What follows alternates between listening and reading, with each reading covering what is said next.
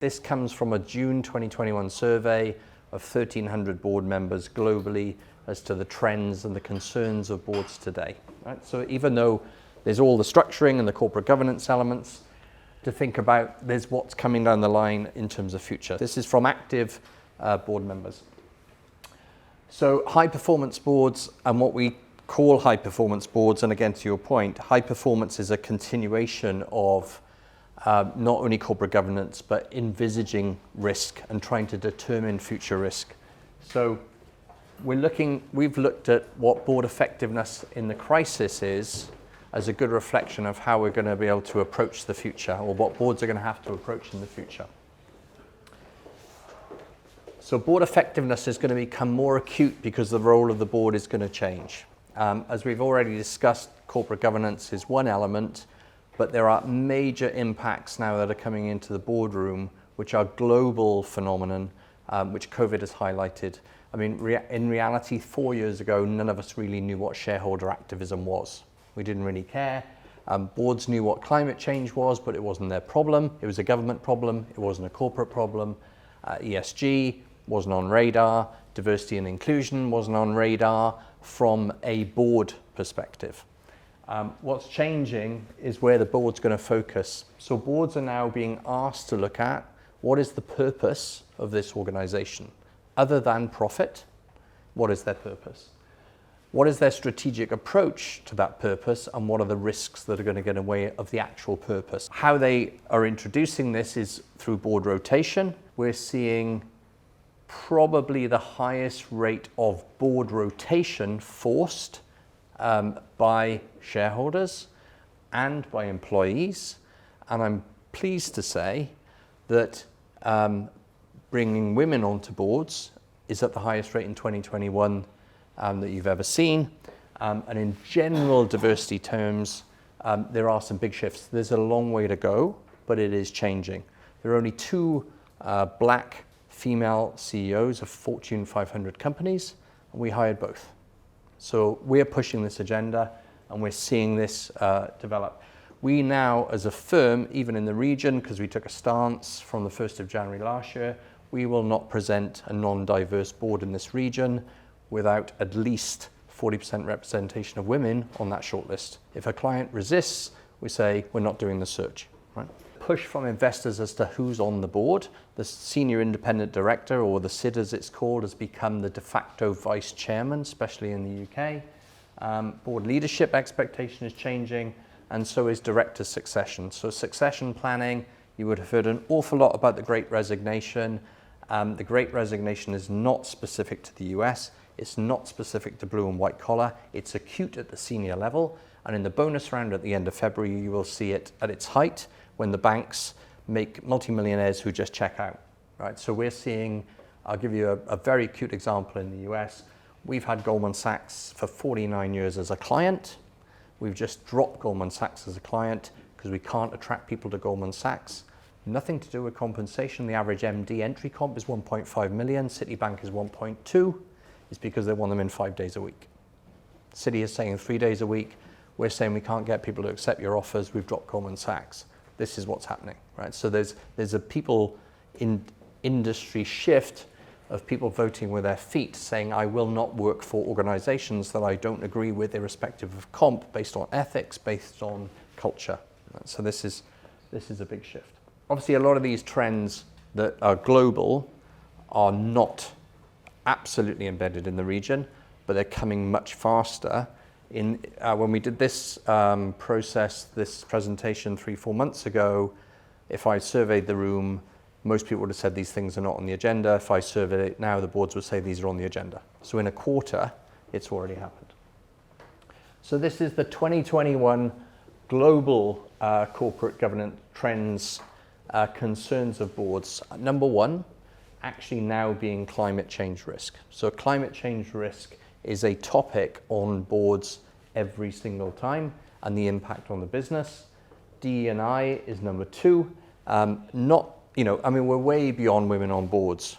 We're looking at reporting now Hispanic numbers on boards. We're looking at Chinese numbers on boards. And we actually now do that survey for clients for them to understand what are the actual board members that are available of certain ethnic groups that were representative of their employees that should be on their boards.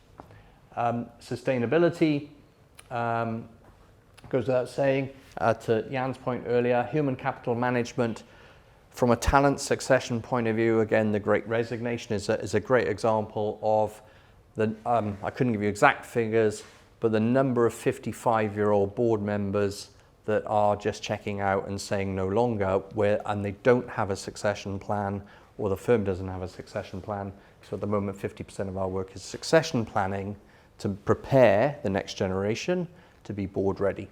And boards are now actively going out and looking for the outlier who is going to challenge the board to take a different perspective, maybe even a polar opposite perspective. And they may be one of 6 or one of 7 or one of 9, but they'll eventually become 3 of 9. So there's a big shift towards swapping out board members, not waiting for rotation, not waiting for their 3 years to come up, literally swap them out because we need to change now. Outside of economic uncertainty being an external threat, the second biggest threat to organizations from the outside is a lack of talent. So COVID has caused a lack of global talent mobility for obvious reasons, Great Resignation. You're seeing acute shortages. You would have seen in the press in the FT this week, junior lawyer wage inflation in London is 50%. Junior lawyers used to come in 100,000 sterling, it's now 150,000 sterling. Acute shortages across the board, major risks to businesses. Hugely competitive market. Health threats is actually down at number 4, technological change number 5, regulation is number 6, policy uncertainty, then cyber threats, commodity price volatility, and all the things that we've seen playing out now in the market. And then you've got stakeholder impact over the next 5 years, employees being number 2. So employee revolution. So another example, locally, we did an event with the president of Google, Mina, who said, he summed it up very well, he said, there is no leadership playbook post-COVID. He said, we were the first to get it wrong, and we're still getting it wrong, and we're Google. We're the ones who said everyone will be back in the office in 3 months, and we postponed it, and we postponed it, and we postponed it, and we still can't get them back. And they've got the best offices, the best benefits, the best income, the best bonus structure, the best comp, and the best rewards, and they can't get people back. And they know it's going to be much more than that. It's going to be difficult to get 100% back. I know we have 300 people in our Park Avenue offices, and 20% have said, I'm never, ever putting another foot in Manhattan ever again. Right? It's a reality. So employees are going to be the next activist. And the board, if the board is not thinking about employees and the organization underneath, the biggest risk is actually inside, because they know where all the skeletons are as well. That most boards now are going to become fully accountable for organizational culture. Culture is probably one of the biggest risks internally to organizations versus climate change and things on the outside. And it's starting to come into investors' views on organization. So these are quotes from BlackRock, Vanguard, and State Street about how they are going to hold boards accountable for culture. The soft stuff within organizations is going to be measurable as to the impact on the organization and why the board is becoming responsible for it. If you either are a crook, or you're good at covering your tracks, or you breed a culture where everyone looks the other way, that's the board's responsibility. And it's the, I'm not going to keep picking on the auditors when they're in the room, but it's also the auditor's responsibility to highlight those things to shareholders. Institutional investors making big calls on culture of company and asking organizations what is their human capital strategy, what is their retention strategy, what is their cultural positioning, and especially post-COVID. And again, the big 4 are now being asked to measure culture as part of audit. Quotes from KPMG here as well, through employee surveys.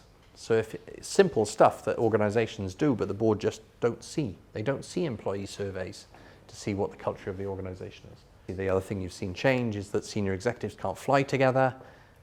They can't be sometimes in the same room together because of COVID. They can't be on the same continent as each other because of systemic risk of losing a leadership team. So these things are now being evaluated, and this all comes under culture. So culture is becoming one of the key things that boards are going to have to focus on going forward. So even though that sounds quite a gloomy picture, what it does do is give younger individuals coming in from the outside with different skill sets hope of their contribution on a board. Because outside of the mechanical things, which have to be there anyway, from a governance point of view, the measures that are going to be in the system, like ESG, like sustainability index of firms, are going to be the things that probably unravel the organization versus the scandals of the past.